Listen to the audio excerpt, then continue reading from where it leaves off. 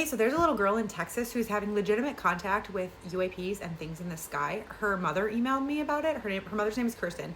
And not only that, but like this has now been verified by the Mutual UFO Network, which is a nonprofit based in the US that is dedicated to the scientific investigation of UFO and UAP sightings. So like this is a legitimate contact case according to them. So this started back when the family was living in Utah, and she said that there was one night that they thought Seven was asleep. Her mother and her friend were down in the living room and they heard Seven cry from her room. And so they go out there to investigate, and she said that she heard this like rhythmic like womp womp womp, like a heartbeat in the room. They walk in and she said immediately when they stepped in the room it felt like everything got sucked out, like even the feeling in her chest, like everything was just gone, and she felt like there was another presence in the room with them.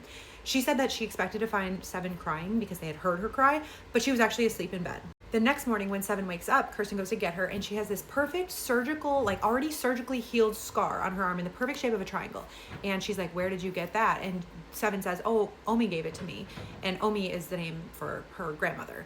And Kirsten's like, that's not possible. Omi is in Utah. And Seven's like, no, she took me last night and we went around flying in the sky and looking at the earth from above. So Kirsten's like, okay, weird, but doesn't put too much stock in it, besides the fact that Seven now has a perfectly triangular scar on her arm, right? But then Seven starts telling her more, and she calls them blue aliens at first, but then she evolves to say blue avians. And she's like, what's a blue avian? And Seven's like, oh, they're these like bird-like beings. They came from Mars originally. So Kirsten's like, what is going on? They came from Mars? And Seven's like, well, now they live in another universe entirely. So Kirsten gets concerned, and she goes to the daycare teacher, and she's like, are you guys teaching them about space? Like, what's going on? And the daycare teacher's like, no, we're teaching them colors and shapes, which like, I have a 2-year-old. Okay, my son does not know anything about aliens or the sky. He knows red, blue, green. Kirsten said at this point she was absolutely terrified because she had no frame of reference. Like, she did not believe in aliens in that point, and she didn't know what to do. So she went to her friend, who was like a lifelong contact and was also a practicing psychic.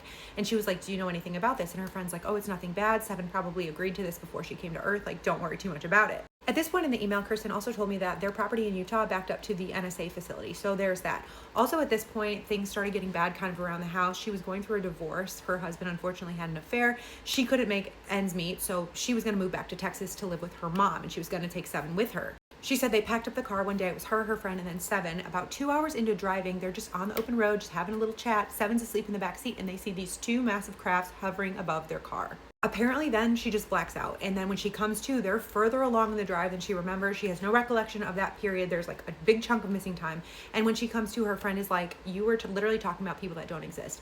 She has no idea what was going on. So that's when they get to Texas, she contacts the Mutual UFO Network, and then they come and they talk to her and they talk to Seven, and they verify that this is a legitimate contact case. They are living in Texas now. She said this was not a one-time event. Seven still apparently has contact with these beings, and she's been interviewed by many UFO journalists and many UFOologists, including Ross Coulthart, Mary Wadwell, and Jim Garrison. So Seven has said this is only the beginning. She talks to them. She talks to their ships. She says they are here. They are watching. And she says that she still describes their language, their worlds, and their way of thinking in ways that she wouldn't even be able to think of. She said she's speaking up about this because she believes there's other parents out there who are experiencing this and don't know what to do about it. And she believes that all of these children are supposed to come together for some reason. She did say she has photos, videos, things like that to send me. I asked for her to send those, but I'm still waiting on that. So I will post that as soon as I hear anything. If you guys are into this kind of content, I post a new story almost every single day. Also, we just started a Discord. It's called the Spooky Scary Storytime 3 a.m. Club. There is a link in my bio to join that.